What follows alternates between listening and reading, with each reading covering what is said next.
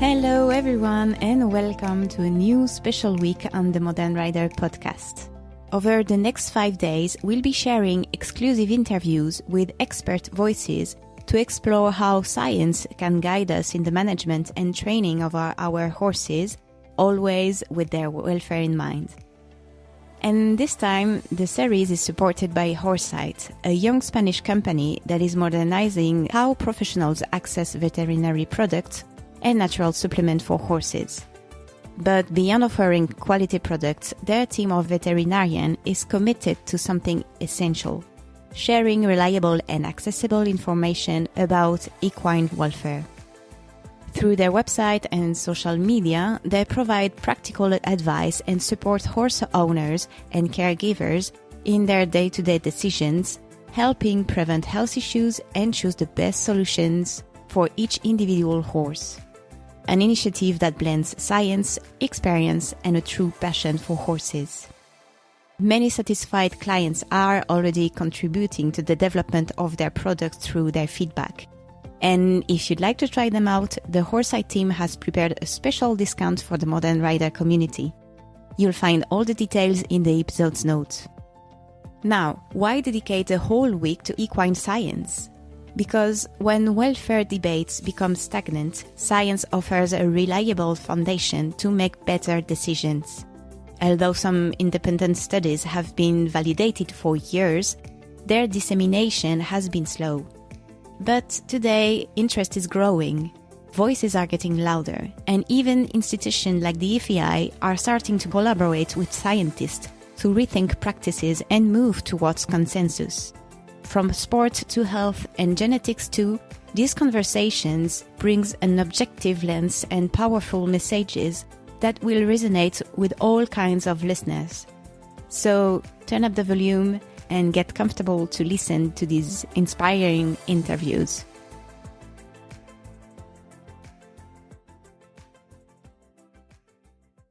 Have you ever wondered how horses actually learn? How our training methods shape or sometimes limit their experience? Or maybe you found yourself questioning not just what we do, but how and why we train horses the way we do. These questions are at the heart of today's conversation. In a moment where the FEI is beginning to review its rules, the idea of social license becomes more urgent, and scientific knowledge is increasingly accessible, horse welfare is no longer just a side note. It's central to the future of equestrianism. Our guest today is someone who's been shaping that future for decades. Andrew McLean, former championship-level rider, clinical ethologist and expert in equine learning. Andrew is the founder of the Equitation Science International and currently collaborates with the FEI to advance their commitment to equine welfare. In this episode, he walks us through the evolution of equitation science, why understanding learning theory matters, how training impacts welfare, and what needs to change urgently in the way we ride, judge, and manage horses. Welcome, Andrew. I'm really pleased to have you on the podcast today for this special week about equine science. It was obvious for me to try to get you in the podcast for this event. So first of all, welcome. Thank you. You're very welcome.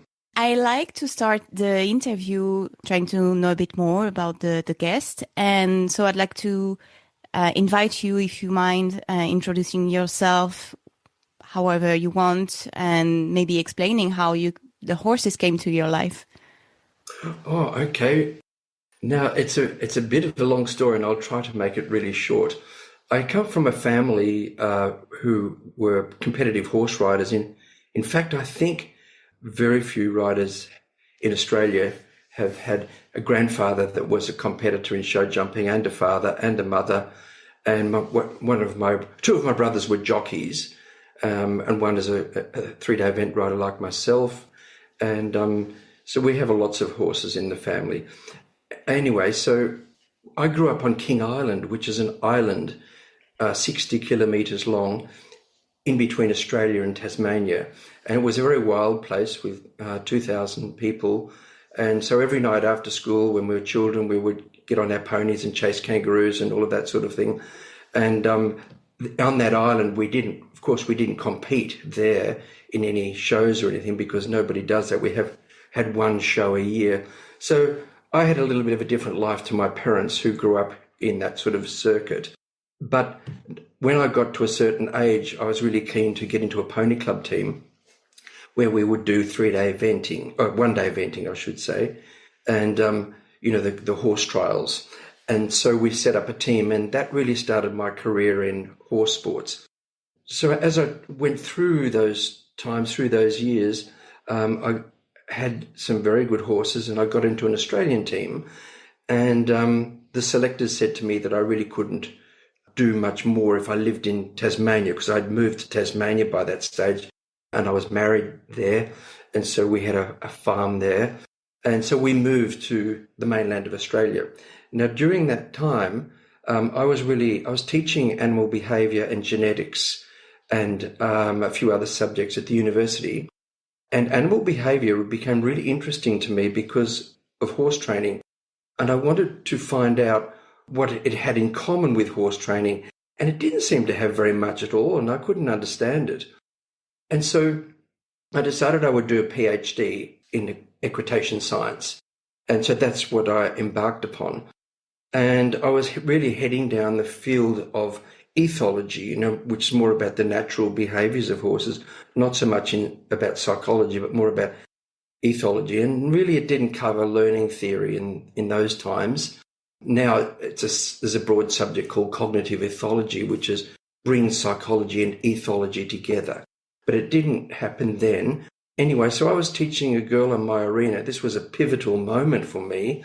And she was wanting to go eventing, and she had difficulties with her horse. And I was telling her that her horse is really dominant and she needs to be the boss. She needs to be in charge of it and all of those sorts of things. And her father was listening to me. And I didn't realise he was so keen to hear what I was saying. And he asked me what I was actually saying. And I said, well, the horse is really dominant. And he said, You've just started your PhD, haven't you? And I said, yes, I've just started. I'm in the first year of it. And he said, well, what do you see as the problem with the horse? And I said, well, it walks all over her and all of that sort of thing, and it's disobedient. And he said, well, I'm surprised that you're not telling her that it really doesn't go in a straight line, and you're not teaching her how to just go in a straight line, because how do you know that it wants to walk on you and all of those sorts of things? And I was really shocked, and I said, who are you? And he said, I'm Professor Kim Eng from Monash University. I'm the Professor of Experimental Psychology. And I said, oh, my goodness, I think I might need someone like you. And he said, yes, your supervisors are ethologists, aren't they? And I said, yes, they are. And he said, well, I think some psychology would be really good. So he ended up teaching me. I would go down to his place, and I really got a nice private course in learning theory. And that's really where it all started, because, I had to abandon the idea that the horse was just dominant, because that doesn't tell you what to do except to maybe be tough with it, which doesn't address the problem that it shows. Whereas learning theory tells you precisely what is the problem if you delve into it. So if the horse is, not walking straight, then you have to teach it to go straight by reinforcing straight steps. And if it goes too fast, instead of thinking it's really a goey horse and keen and all the words that people say in English, and I'm sure that's true in other languages too, instead of that, you just have to teach it to slow down and keep its speed and walk in self-carriage. And so that was really the big turning point for me in my PhD. And if I hadn't have had that meeting, I dare say my PhD might have been quite different, and I wouldn't have uncovered the things that I did. Wow, that's great. And it's, not funny, that's not the word, but like how some experience and turning point can change your life, basically. Yes, it really did. And then I became obsessed with learning theory. And so I started to, that incorporated that into my PhD thesis and then my books, early books. And then I met Paul McGreevy at Sydney University, and that really helped me enormously, because that got me back into the university scene and publishing papers. And so we did a lot of papers together, because For Paul, there were also some gaps, as there were for me. And I think together it was a really good, collaboration, because we produce so many papers together. I mean, he publishes a lot of papers with other people too, because he's full-time at a university, whereas I'm an independent scientist. But nonetheless, we did the early work in equitation science was Paul McGreevy and myself, and that was very revealing. But as time went on, people began to sort of say, well, it's all very well talking about learning theory, but what about the relationship between people and horses? What about the way the horse feels? And this is back 20 years ago. And the word affective states hadn't really crept into the ethological world with horses, certainly.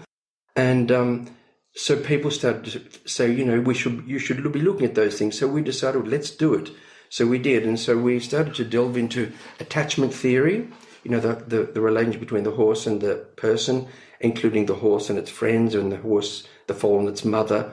And we started to look into affective states, so how the horse feels about certain things, which is a bit like feelings of optimism and pessimism. If the horse has had a bad history with people, it's likely to be in a pessimistic state because nothing has worked for it. Nothing has given it any freedom or good feeling before. So it would be hesitant to learn new things. Or it might be the opposite, it might be really optimistic. And then the third one was arousal, looking at how aroused the horse is and the various levels of arousal, the forms of arousal, like arousal because they're hungry and they're seeking food, or seeking a mate, or seeking or they're angry, or they're afraid, or all of those sorts of different levels of arousal. So that was also, you learn so much from your critics, and that was a big point for me and for Paul. We both did that together to now go ahead, and then we started to write these texts, Equitation Science and those sorts of things. And it's an ongoing journey. Of course. And then just more recently, my journey just was also I think my life is full of accidents. This was another accident that happened, and I was at a conference with Professor Mellor speaking about the 5 domains model of animal welfare, which is so important, and it's been a big change in the world from the 5 freedoms, which is all about we've got to ensure that the horse isn't distressed and isn't hungry and isn't cold and all of those sorts of things, whereas the 5 domains was much more about giving the horse a better life. Like, what does the horse really want? How can we give a horse positive affective states? Anyway, I was listening to Professor Mellor, and in his model, I thought it was just really excellent. But there was one part that I thought was a bit empty, and that was human-animal interactions, because it didn't really cover, for example, the fact that if you train a horse well, you can have a good relationship with the horse. But if you train him badly and use a lot of pain and fear and punishment, you can turn a quiet horse into a crazy one. And the same with dogs. And my work with elephants through Southeast Asia, which has now been going for nearly 20 years, the same thing. You can destroy an elephant through bad training, or you can make a really happy elephant with good training. And so I discussed that with him about incorporating human-animal interactions. And I was very impressed with him as a scientist, because not many scientists are this open to do it. And he said, yeah, let's do it. Let's write another iteration of the 5 domains. So the 2025 domains model of animal welfare now includes human-animal interactions. And so that really set me on the path of being interested in welfare as well. And as I said, that was kind of an accident in meeting Professor Mellor at that time. But it's all been, I'm really pleased how it's gone, because it's sounding more and more, we've got answers to questions that we didn't have 20 years ago. Of course. Wow, there's so many interesting things you just said. It's gonna be hard to be in the time, because I could talk like hours with you. But just before to dive deeper in some topics, I just wanted to have like a little word about the ESI, and just like so that people can understand what it is and what's the aim of it.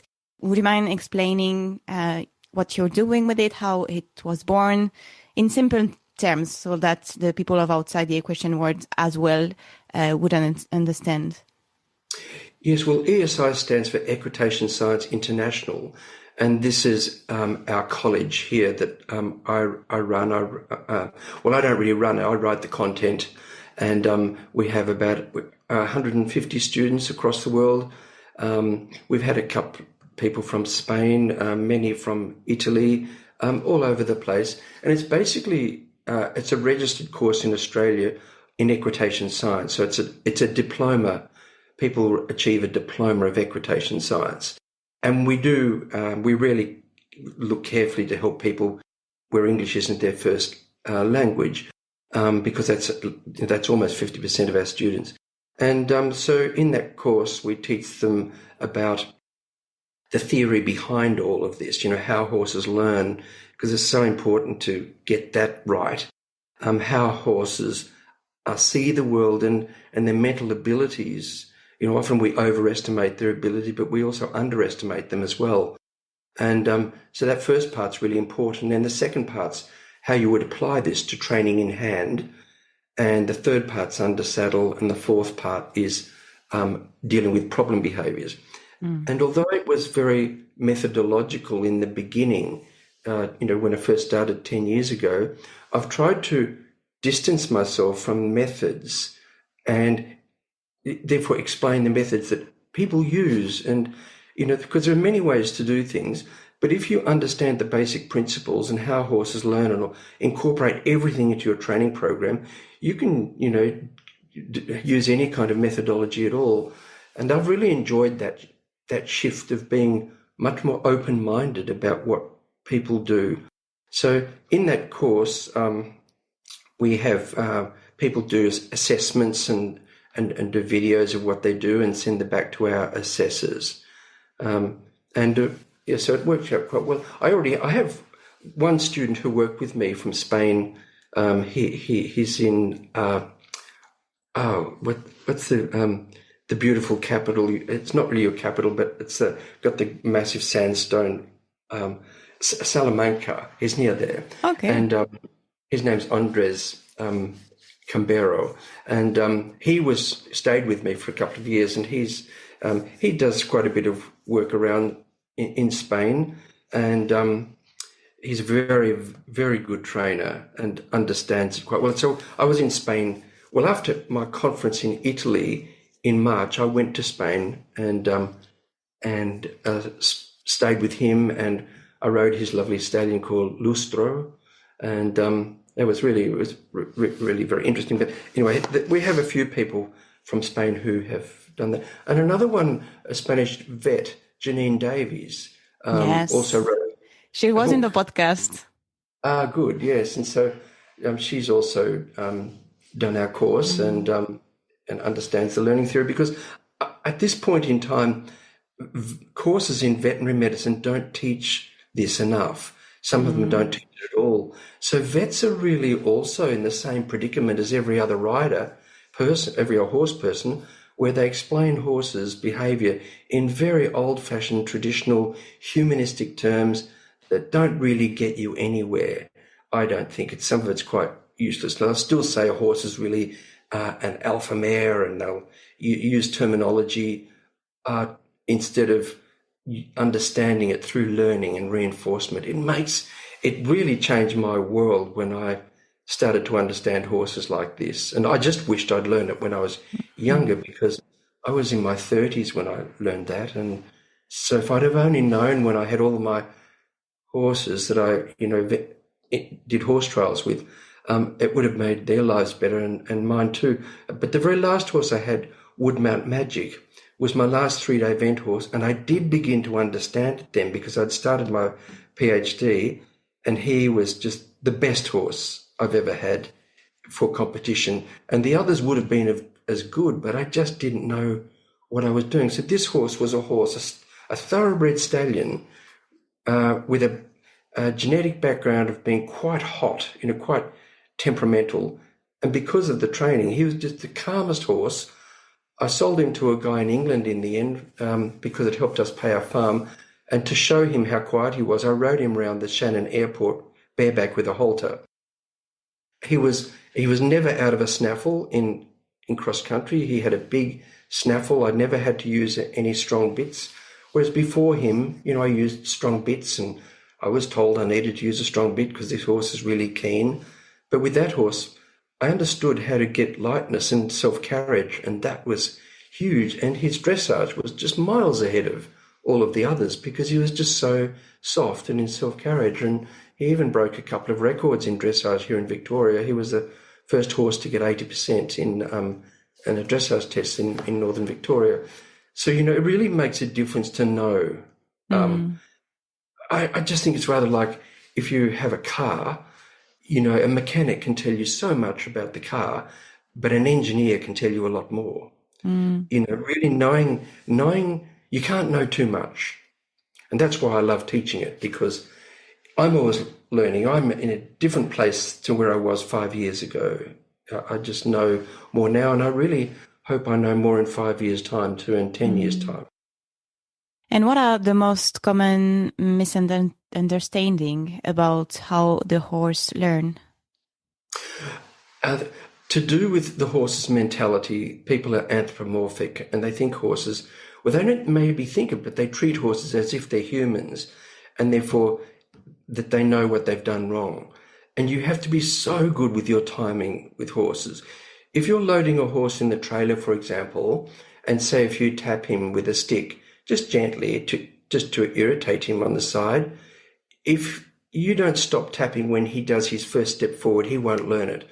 If you keep tapping when he has already stepped forward, he still won't learn it. You've really got to stop the tapping at the right moment. And all the pressures we use, we should do that. And it's the same with positive reinforcement.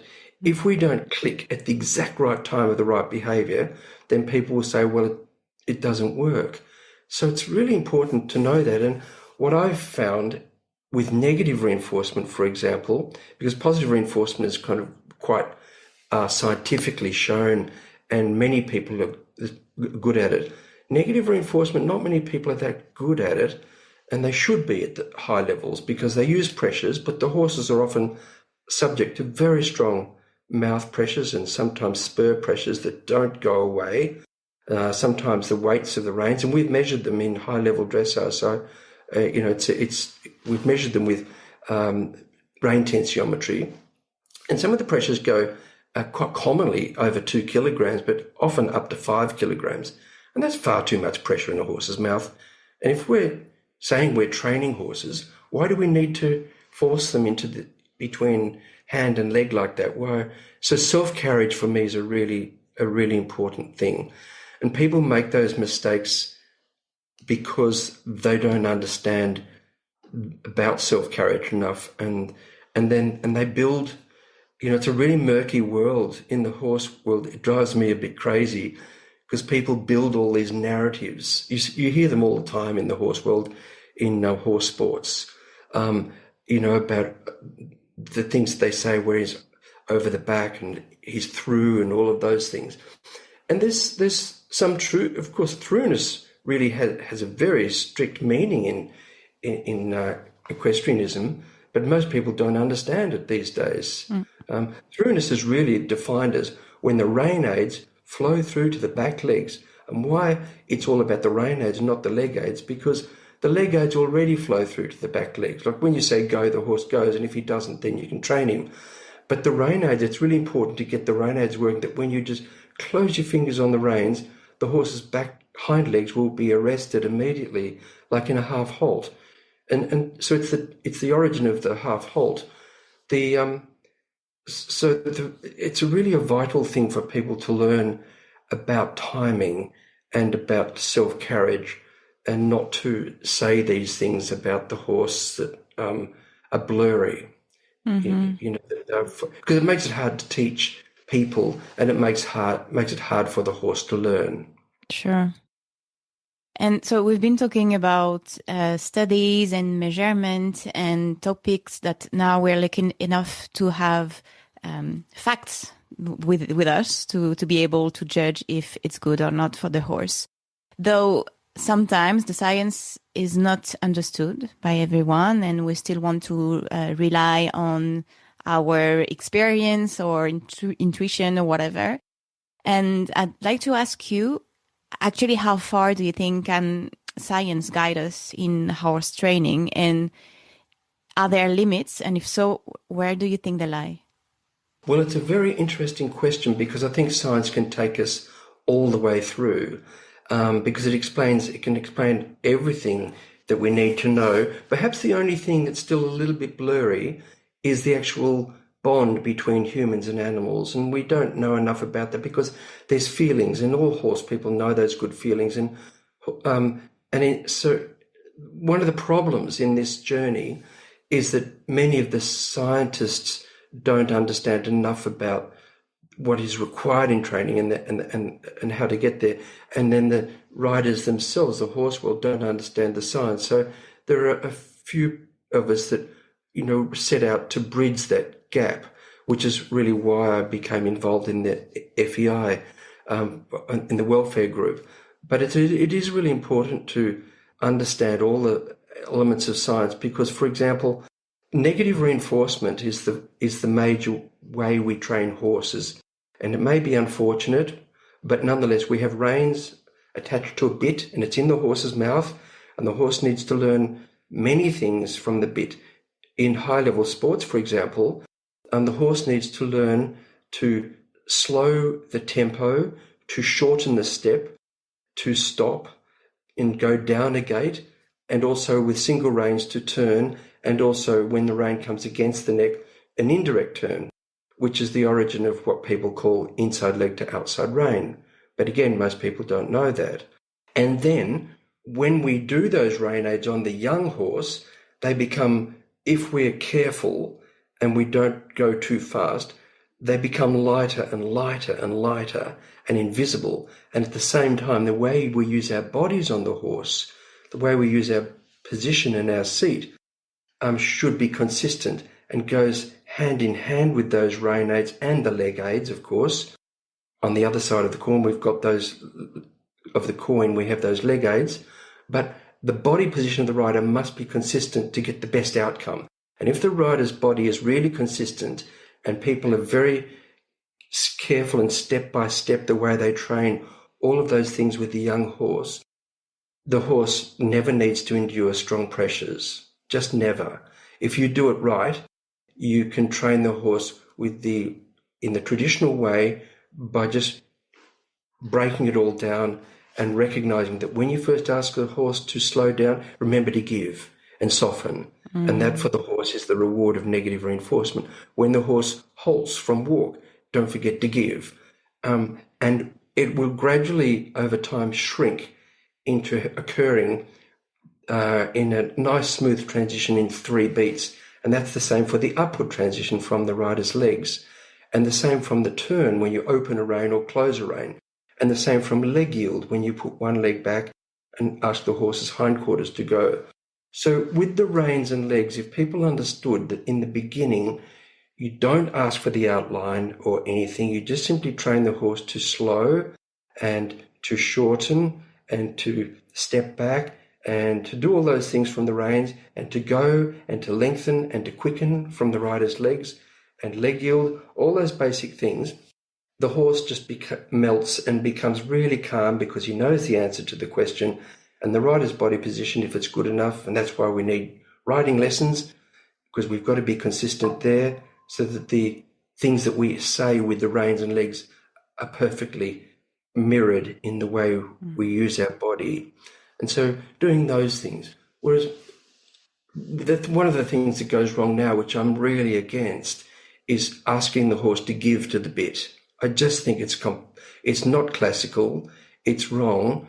It's wrong from a dressage point of view because as soon as you ask a horse to bring his nose closer to his chest with the rein aids, which is really common, then that's the problem with hyperflexion, as many of the people have done it from the rein aids. And when the horse learns that now from the reins you have 2 different answers, you've got either slowing the legs and those things, or you've got shortening the neck.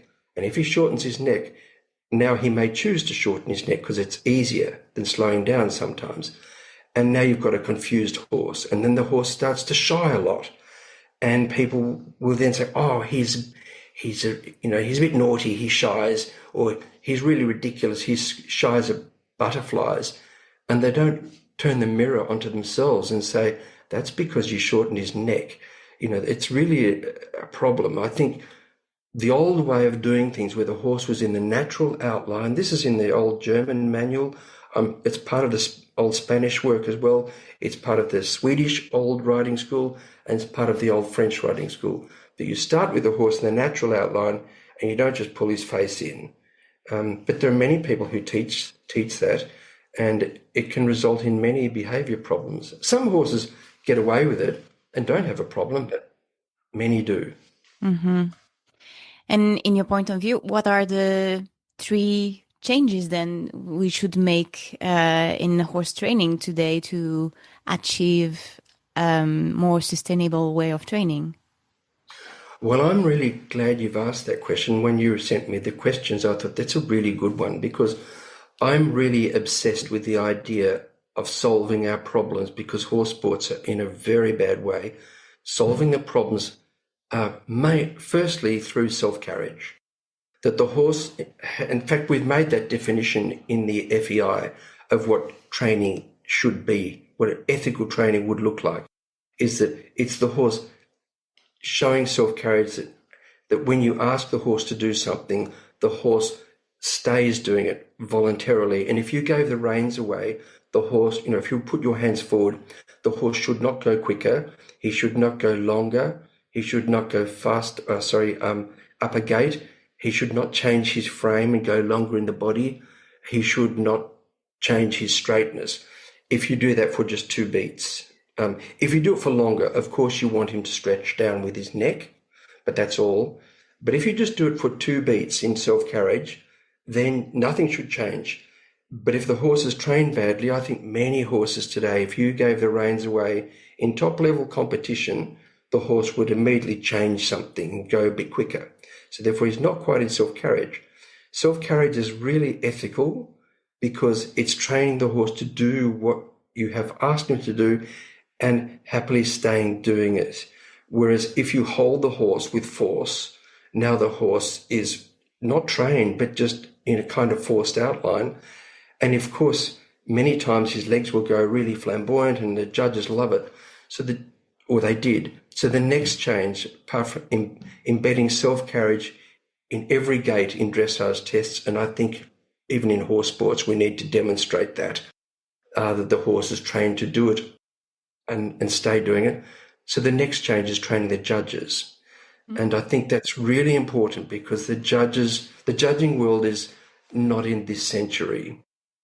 And it needs to be. They need to understand as much as riders do, so that they know what to reward.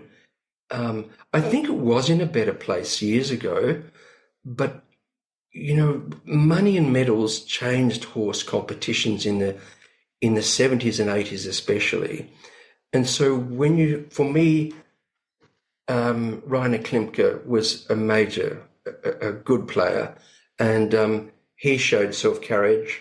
I don't know if he was ever rewarded for it, but that kind of softness was really fantastic. And I know in Spain, when you had some wonderful horses at Jerez when we had the World Championships there, and then I think the rules changed a little bit and they didn't win anymore. It was a bit of politics, but anyway, apart from that, we lost self-carriage, and the horse sports became much more coercive, and people started to reward even deeper outlines, and it was overlooked in the training and warm-up arenas, and horses' legs became frantic because when you do this coercive training, and of course with breeding, the modern dressage horse is bred to be have more fluid movement or whatever you call it, but then people used more coercive training methods. So if you look at what piaffe and passage should be, which I think should only be what the horse is able to do naturally, not look like, legs everywhere and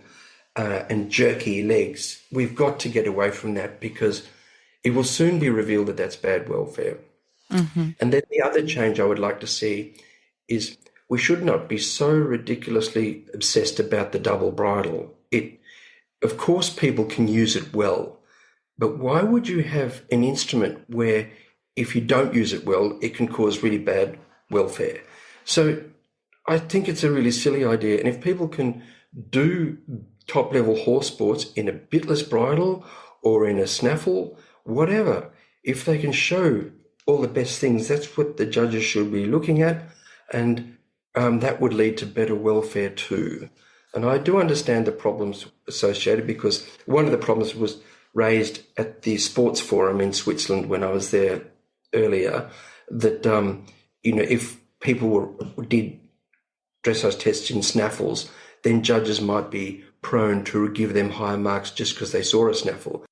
But I don't think judges are that silly. I think that judges would just still reward the horse, what they see.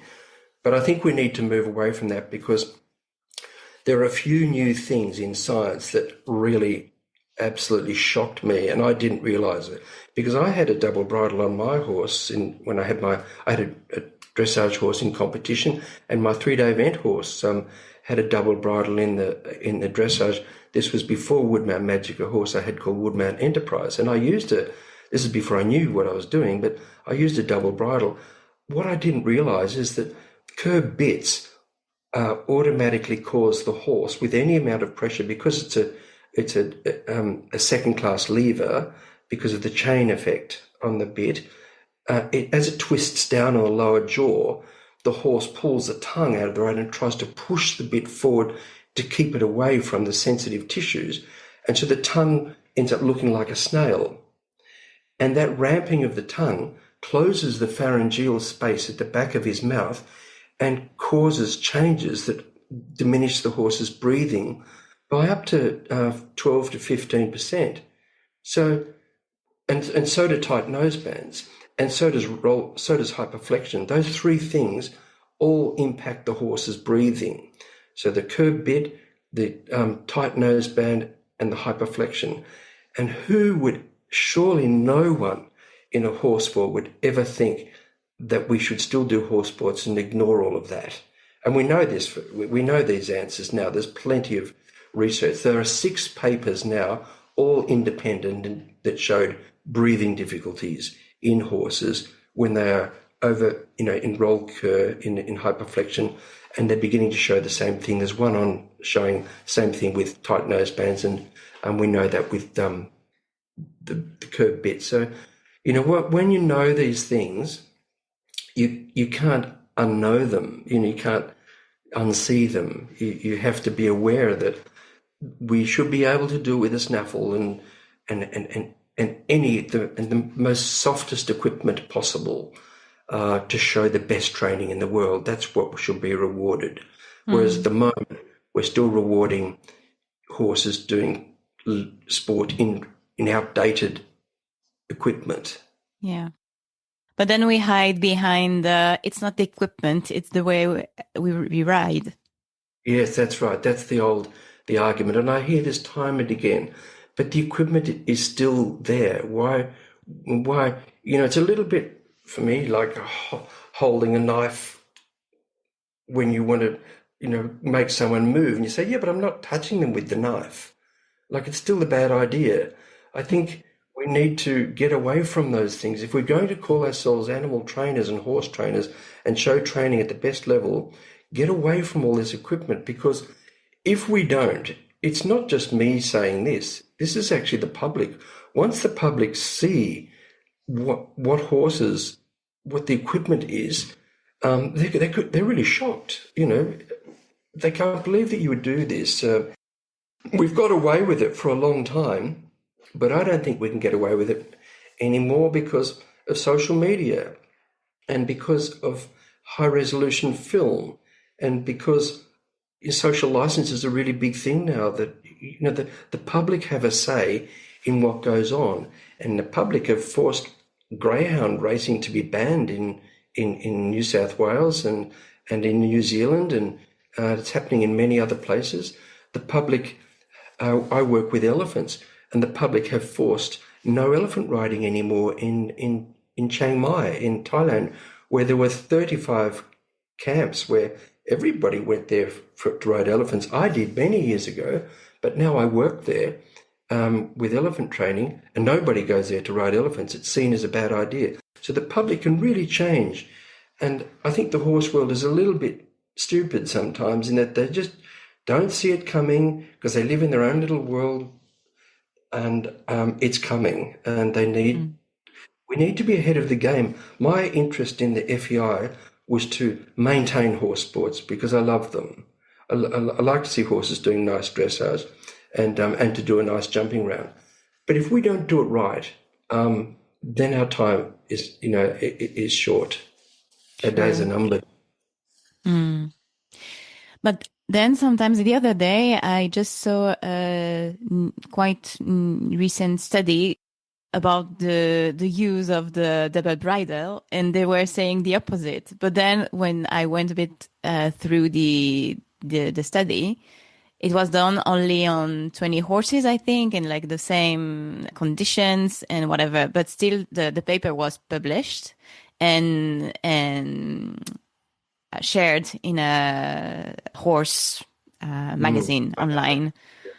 And then when you see this, and it's like, how can I know? Because I saw that, I said like, okay, it's only 20 horses in the same condition. But if you don't have this, I don't have the science like a scientist background or whatever. But if you just read the main title and you said, okay, so the double bridle is fine. Because it was saying that it wasn't that harsh on the horse that with a snaffle. Yes, and I think that's wrong. And we have written a rebuttal in the same journal. It's coming out in a week or a month about that, because I think there are some flaws in that study. And, when you look at the action of the curb bit, it's not just a first-class lever because that's a seesaw effect. It's actually a second-class lever because of the chain. So when you look at that, they didn't look at the mouth pressures. Well, that's actually where the pain is. That's where the steel is. They, looked at pressures on the top of the head and those sorts of things.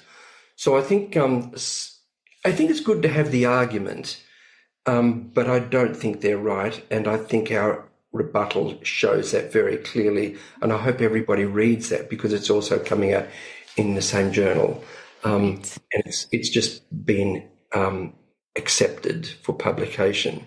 So it just there's always going to be some disagreements. It's the same thing that one of the studies suggested that 1.5 fingers pressure is okay compared to 2, but I think the study was flawed because they put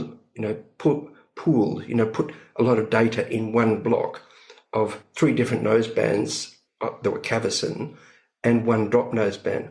Well, see, the drop noseband, it really pollutes the data because the drop noseband presses on the nasal bridge. And so it's like putting a drop noseband on a sponge. The pressure doesn't get much higher because the nose just caves in.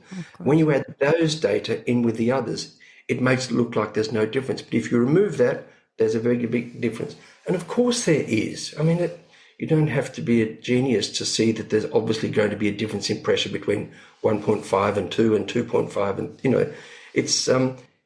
I think it's important that we always err on the horse's side and we don't just swallow all of this. Think clearly about it, what it would be like if you were the horse with that equipment on. That's my answer. I think that's an easy answer. And what do you think we should do to shift mentalities then? What would be the main thing we could do? I think education is number one. I think it's such an important thing to know, and not only for welfare, to know about how horses learn and about welfare science and about affective states and understanding signs of pain in the horse's face, which most people don't. There's a big study showing that many top-level riders in this particular very large study do not even understand, cannot recognize affective states. So, and that's okay. I wasn't able to either till I came upon this knowledge. But I think we need to teach everybody how that we can measure and see how horses feel in so many different ways, and understand how they learn. And that's not only, as I said, for welfare, that would give them an edge. If people knew this material in equitation science, they would have an edge over everybody else in competition. Because, horses, if you know enough about training, of course you're going to do a better job than if you don't know much at all, or if you just force an animal to do it. Because when you do force them, many horses look like they don't want to do it, and they get sold and they get, sent away. And yet it's the biggest problem largely is people did not know how to achieve the response properly with the horse. So I think it's really valuable to do that. So education, I think riders and trainers should have some knowledge, even if it's just a short course. I think it's a massive responsibility to use animals in sport. We all have to agree that it is. We can't say it's not, because it just is. It's like it's a big responsibility for teachers in schools to teach with children. I think we've got to see it that way. And then also we need regulation. So we need more some regulatory control of what people do, more so than we have had, because we can now see that horses are in pain or in negative effect. But we need to be accurate in saying that. We can't be half-hearted about it. We need to be absolutely sure, which is also why many of these opposing papers are quite a good thing, because it gets the arguments. Not all the scientists are going to agree, but the best arguments must come forth in the end. But I do think we need to look after the horse as much as we can with education and regulation. And that's the way forward. That will keep horse sports, I feel. I'm a bit, because it's been already 45 minutes. I had 2 to 3 more questions. Yes, Do you have a little bit more time Yeah, sure. Sure? Okay. Yes. Because there's a big point, like I wanted to talk with you about horse learning, because I think it's a main thing, because we talk a lot about biomechanical, how the horse moves and the training. And I mean, you did the bridge with horse learning, but sometimes I feel that when people will listen, they would just skip the training part, because this is how we've been trained to, just to focus on how the horse move, and we forget about a bit about how the horse learn within the training. So I just wanted to, if you don't mind, ask you a bit more about how we can include this and how to understand a bit more about the way the horse is learning. I mean, there's different, I think you mentioned it before with the operant and classical conditioning. For example, we talked about positive and negative reinforcement. But how do you think we can make it easy for people to understand that this goes together, and how we can really include this in the training? I think it's really quite easy. The good thing is learning theory itself in its basic form is quite easy to know.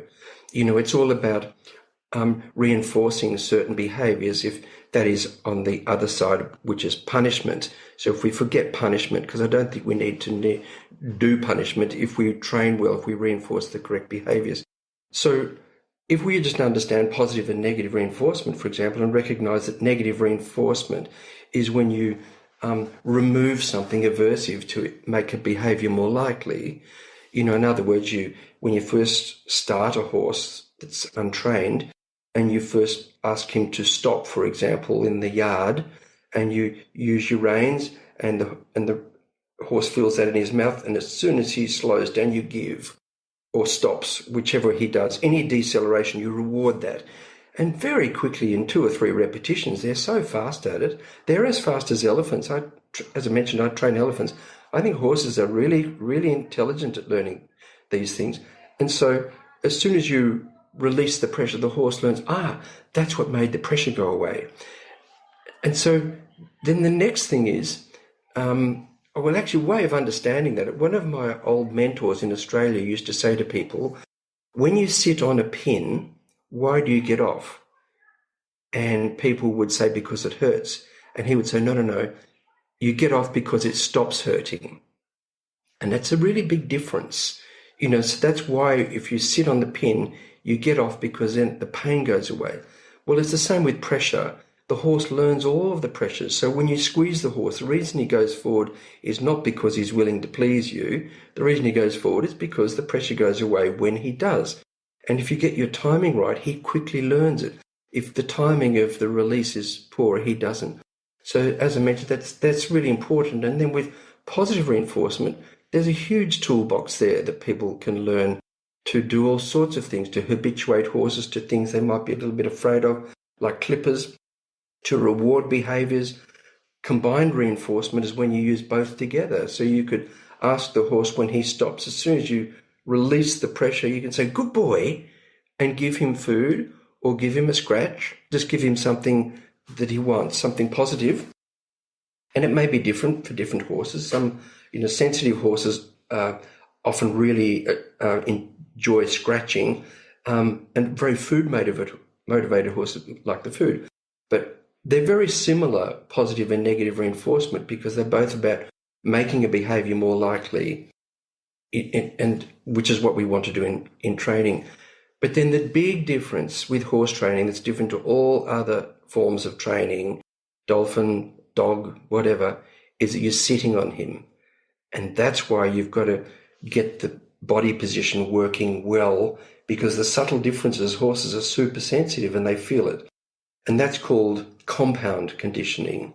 And compound conditioning is when you have two different signals, so one from the rider's body and one from the reins, or one from the rider's body and one from the rider's legs, and they've got to always be distinguishable for the horse. And when they are, the horse learns it. And as I mentioned earlier, that's why good riding position is always important, really clear body position.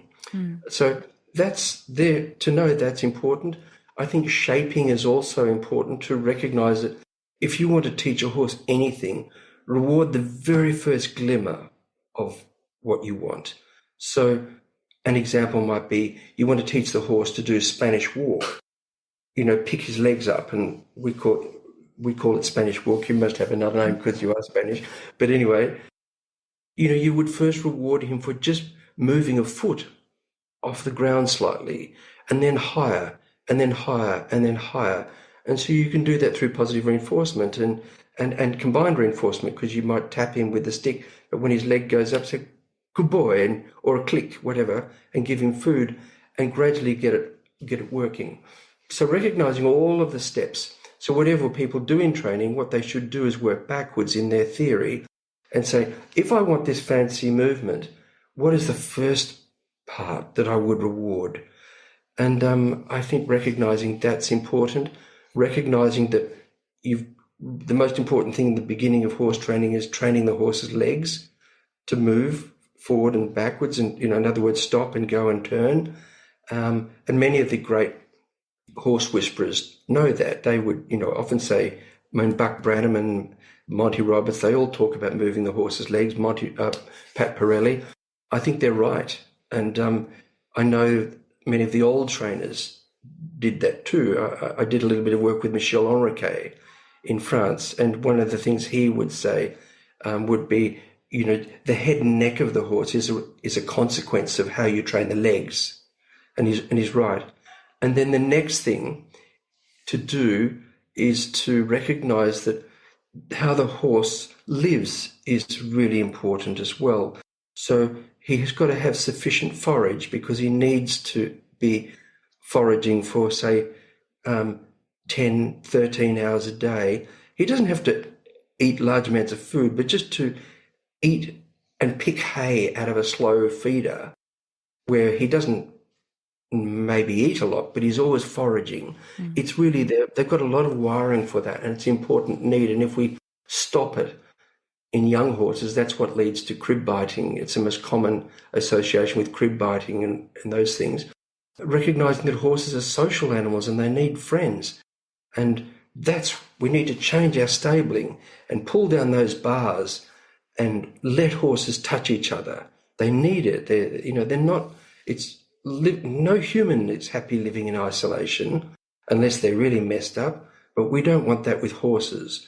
They're social animals and they need other horses. And if people say, well, they don't, mine likes to be alone, then he is messed up. There's something really wrong with him because something's happened in his early life. We wean horses way too early at 6 months. That's wrong. We should change that. They should be with their mother for longer. It's more of an economic reason. So doing all these things that are good for horses socially is so important. And if we have horses that are happy in themselves, it gives them what I call fortitude. It makes them really strong, mentally secure. And those horses don't shy. They're not scared when they're out riding. We did this interesting project with the Manchester Police where we pulled the bars down on all of the stables. And the one thing that they noticed within a week is that the horses that were scared of things out on the road weren't scared anymore. And it's not a surprise to any human psychologist because they know that if we raise children in a really nice way and make them confident and believe in themselves and everything in their life is clear, they're going to be brave. They'll stand up for justice when they're older. But if we actually don't give them the things that they need when they're young and we're too hard on them and it's a tough world that they don't understand, they'll never be brave enough to stand up for justice. Mm. So I think we need to think of the same thing for horses and also just giving horses some agency. Horses it's nice to go on a ride and let him just be on a long rein and let him have some agency in his life in some paddock, if possible, or a yard where he can roll and do horse things. So those elements of the horse's life, I think, are really important to figure out. And I'm really glad you extended this because I hadn't mentioned it in the early part, but it is so important to give horses access to their basic needs. Yes, it is, because there's a lot of educator that's saying that a lot of, as you said, like behavior problem sometimes comes from them of how the way they live, even before training. And what would you say to people saying that he wouldn't do it if he didn't want to? Well, see, I think that's a misunderstanding of horses. They don't do the things they want to do. Certainly capability makes a difference. I mean, a horse will start to have problems in jumping if he's not physically capable and mentally capable to be motivated to jump and, as I said, physically able to do it.